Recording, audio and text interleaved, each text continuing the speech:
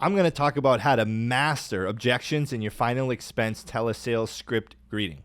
If you've called leads at all, you know that people answer and they say, I'm not interested. I already have insurance. I don't remember doing that. I don't have much time to talk to you. I thought it was free. So if you've heard any of those things and you've had trouble overcoming them, then this video is for you. I'm going to break down why people say those things when we call, and I'm also going to show you how to handle those things when they come up, when people say those things. So let's jump right into first exactly what we say, and then I'm going to cover why we say those things. So first off, we'll cover them one by one. One of the first things that you're going to hear when you call people is, I already have insurance. Now, people lie, and a buyer's a liar. You ever hear that saying? Now, that's not always the case, but people say things when they're scared, and we have to understand that sometimes our clients are telling us that they already have insurance so that we brush them off, or they're just trying to brush us off. Example, I go into Costco shopping on the weekend, and I don't own the house that I live in. So when the guy comes to try to sell me solar, I say, I don't own my home that I live in. And he just leaves me alone, right? Because he's like, I have to talk to the owner of the home. So in my head, what it made me think of was like, dude, our clients are just brushing us off sometimes, telling us that they have insurance, even though they may have insurance. Now, I don't actually own the home I'm in, but it's the same premise, okay? So when someone says, I already have insurance, just take it as a brush off, because a lot of times they don't have insurance, and you guys know that they may not even know what they have. They could say, I already have it, and they don't know even if they got a policy 15 years ago and it's cheaper, you don't know if they have a crazy loan on the cash value or something, or if it's a term policy and they should have a whole life, or whatever the case may be. So this is all you say. Someone says, I already have insurance, and you say, hey, I hear what you're saying, and most of the people I speak with already have insurance, but they find this information really valuable, and I'm not asking you to make any changes. And when you're done saying that, you immediately transition right back into your script and you ask a question.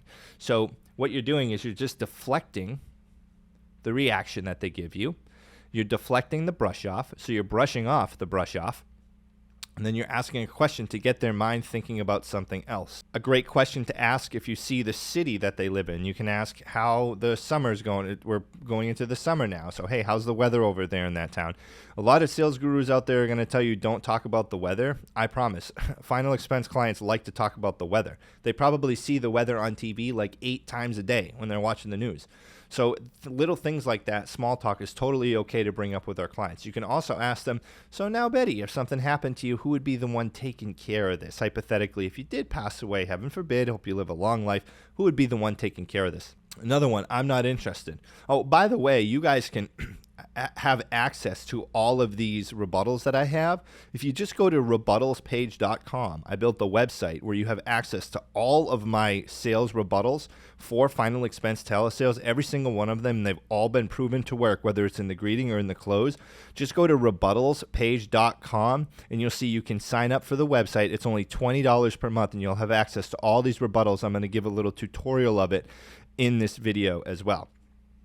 Another thing that people can say is, I'm not interested.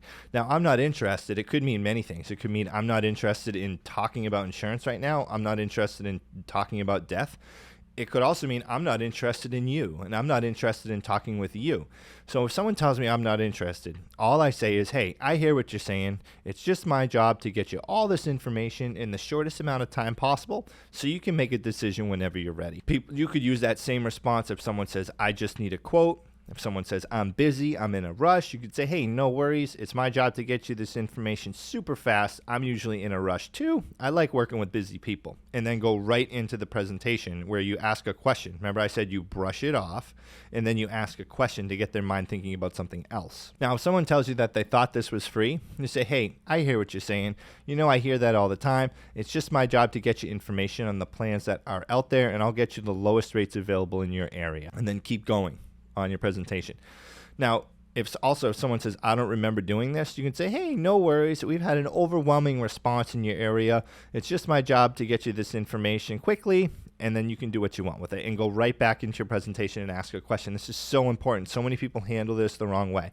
So all of these can be handled the wrong way. When people say, I already have insurance, I hear agents say, oh, well, what do you have for insurance? Now, what if someone lied to you? What if they don't actually have anything? This happens so much. People don't actually have anything. So then they lie to you.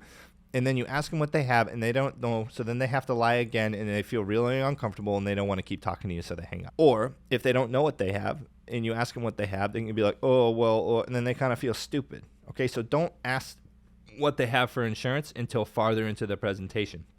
That's my recommendation to you, is to wait to ask that question. Also, if someone says, I'm not interested, a terrible response is, why aren't you interested? I haven't even talked to you about I don't expect you to be interested. I haven't even talked to you about what I have yet. That's just so corny and cheesy and canned. Another thing, if someone says, I don't remember, you don't want to say, well, you did do it because I wouldn't have this information if you did it. Oh, yeah, you did it a few weeks. You don't want to start arguing with people and telling them like they did something if they're saying that they didn't do it. All right. Now, I'm also going to post, as you can see here on my script, the introduction for my script is super simple. All I do is greet them and I acknowledge that they requested this information at some point in the past or filled out a form somewhere. And I just kind of bring something up about the lead form and I say, does that ring a bell? Okay. Now, when I say, does that ring a bell, all it's doing is I'm not telling them they did it and telling them I'm like assuming that they did it and just asking if they have recollection. So does that ring a bell is a great phrase when you use in your greeting. So I said, hey, Bobby. Yep. Hey, Bobby, this is Justin. How you doing today, man? He says, good. How can I help you?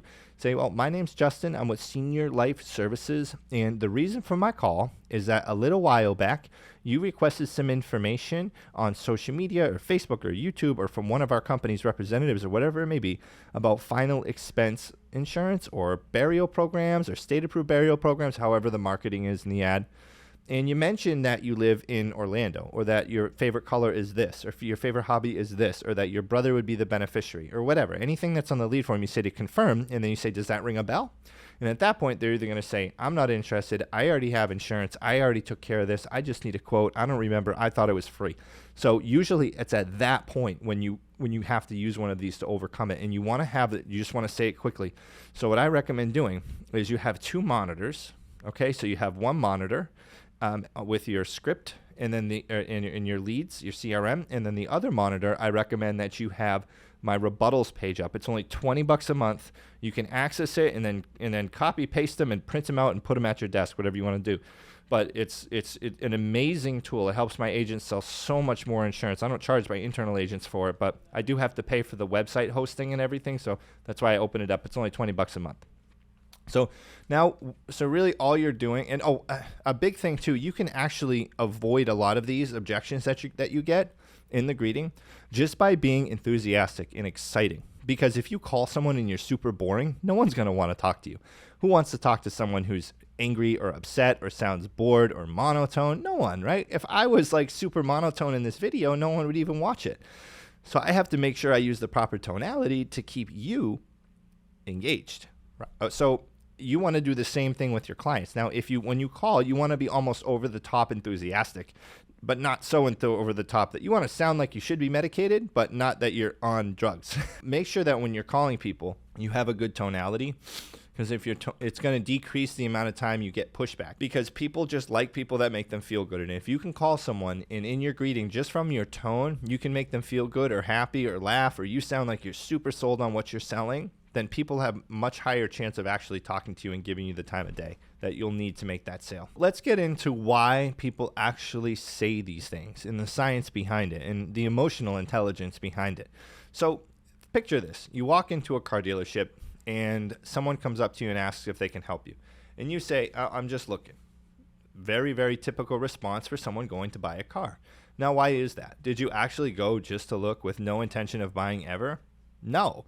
You went to look at a car that you're interested in eventually purchasing. You wouldn't just go look at a car unless it's like a crazy luxury car. You probably wouldn't take time out of your weekend or your busy day to go do that. So what it really comes down to is you don't trust the person that you're talking to yet. So you don't want to seem vulnerable. You don't want to open yourself up to them. And our clients feel like that's one of the fears that they can have, that they'll be vulnerable by opening themselves up to you and telling you that they're interested in the product that you're selling. So you have to make people feel at ease, because there are a ton of different fears that people can harbor. And I'm going to go into a few of those. Number one, they can be scared to make a decision. So people may be scared to actually make a decision on their own. How many times you talk to someone, they tell you that they can make a decision by themselves, and then all of a sudden they have to ask someone else. Well, people are scared of making bad decisions, and they think that once they make a decision, they can never come back from it. So they're scared of talking to you because they're like, hey, if I go through this and I say no, is that a bad decision? If I say yes, is that a bad decision? They don't really know, and they are usually left in indecision. Another thing that they can be scared of is that you're not going to tell them the truth. That you're going to tell them about this plan and you're going to charge them for something, and then they're going to die and their family is never going to get the benefit, or that you're going to charge them more money than what you tell them, or you're going to give them less benefit than what you're telling them they're going to get, or hey, maybe you don't even have a program at all that you're selling. So a lot of people have trust issues where they think that you're calling them just to scam them, and there's a lot of telephone scams out there too. So we have to keep in mind that our audience of senior citizens is really concerned with this. They're scared of getting ripped off, and they don't know who you are. So it's only natural that they don't know if they can trust you yet. And that's where we build rapport throughout the presentation. But we're going to keep it on this for now, just on the greeting. If you want a copy of my script, just email me at jve@thejve.com. That's jve@thejve.com, and I'll send you a copy of my script. Another thing that people could be scared of is that they're just bad at saying no. Like, I'm bad at saying no, and I feel that if I give someone the time of day, I'm like obligated to buy a product from them that they're selling. That's just me. Like, if someone gives me the time of day, I feel obligated to buy the product that they're selling, and I just do that. So a lot of people, and I try to avoid situations where I have to work with salespeople simply because if I give them time, I'm going to feel obligated to buy, and I know myself. Also, these people could have had a bad experience with someone else on the phone. So that's a totally natural fear, right? Like, what if the last insurance agent who called them wasn't as nice as you are? What if they were mean, or they did something, like they said something mean, or they were rude to them, or something like that? They didn't treat them how they wanted to be treated. So also, some people are financially insecure, and they're scared to spend money. And if they're bad at making decisions and they're scared of spending money, then you kind of got a tough recipe there for you as an insurance agent selling over the phone. So all these emotions tie in. More likely than not, people are going to have these emotions. And almost 99% of the time, they're not going to trust you right away when you call them. Trust is something that's earned. It's not given. And you have to earn the trust of your clients. Now, the best way to do this right in the beginning is by getting on common ground with them, using those responses that I said, checking out my rebuttals page and using those responses that are in my rebuttals page, because those are designed to get right on common ground. Think about it. If someone's scared of making decisions, I say, hey, you can make a decision whenever you're ready, in some of them.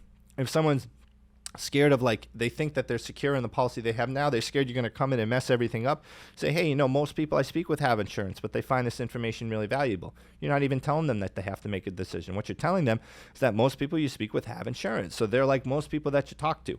So these rebuttals that I have are designed to get on common ground with the customer immediately and get to in communication with them on that level. Now, another thing I like to say is, if someone seems like extra grouchy, I say, you probably get calls like this all the time, don't you? And they say, yeah. I say, man, you must be pretty popular then. You got a lot of friends? So, and they always laugh at that. And I'm telling you, if you can make someone laugh, that's like the shortest distance between two people is laughter. I heard that somewhere. So bottom line, make people feel at ease and make them feel like it's okay for them to talk to you. Make them feel like they're not threatened, like they're not going to be pushed into doing something that doesn't make sense for them. They're not going to be pressured or whatever. Now, granted, when we go for the close, we want to turn up the heat, right? Like at the end. But in the beginning, it's not about selling them in the greeting. It's just about getting them comfortable enough with us so that they open up to us. Because people come in with this suit of armor, okay? And they act all tough. But what you want to do is disarm them and understand, hey, you can take off that suit of armor. I don't have any weapons. I'm not here to hurt you. I'm here to help you find something. And if you can't find anything for them, then you're not going to recommend for them to do anything. I tell people that all the time. Look, I'm going to see what options are available. If none of them make sense to you, or if you have something that's better, I'm not going to recommend that you do something else. Right? If someone's got $1 million in their checking account, I'm not going to recommend for them to get a $20,000 final expense policy. Just doesn't make sense to me. It doesn't. I'm sold that it doesn't make sense to me because I wouldn't do it. So I couldn't sell that. If someone has $20,000 in their checking account, yes, then it makes sense to get a $20,000 final expense policy because that $20,000 in your checking account is going to be gone by the time you die. And for all you out there who are saying, well, the $1 million has to go through probate. Look, anybody who's got $1 million in their checking account when they're 70 years old, their family has zero issues paying for their funeral. I promise that. So at the end of the day here, you want to make people feel at ease.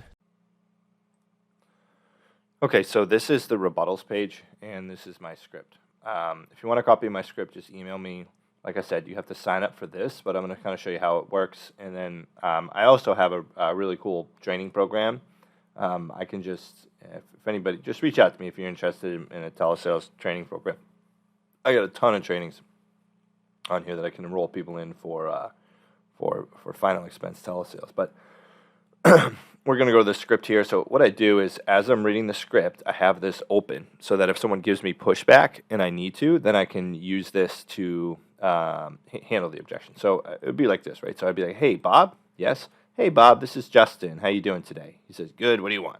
Say, I'm with Senior Life Services, and the reason for my call is that a little while back, you requested some info or you spoke with one of our company's representatives about the state-approved final expense burial programs, and you mentioned that your favorite color is blue. Does that ring a bell? Now, if you're calling an internet lead like YouTube or Facebook or SEO, you say you requested some information online or on Facebook or on YouTube on the state-approved final expense burial programs or whatever the marketing is, and you mentioned that your favorite food, favorite hobby, favorite color, that's your beneficiary, that's your city, whatever. So you're just verifying something in the lead form.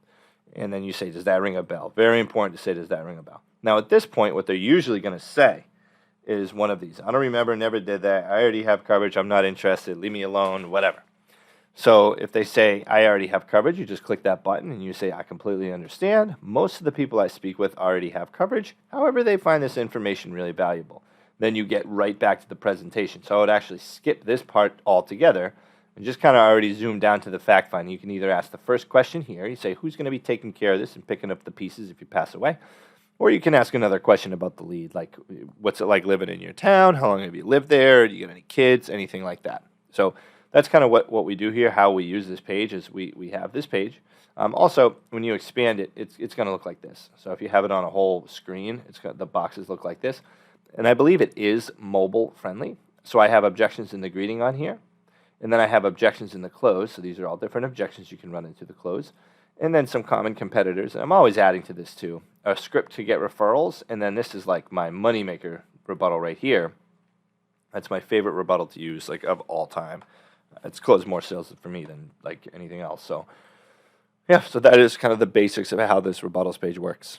Now, you can check out the tutorial on my rebuttals page. And also, if you look up here, you're going to see my another video that I have on how to handle every single objection in final expense telesales. So what you're going to want to do after this video is click on that so you can learn how to handle not only the objections in the beginning, but master the objections in the close as well.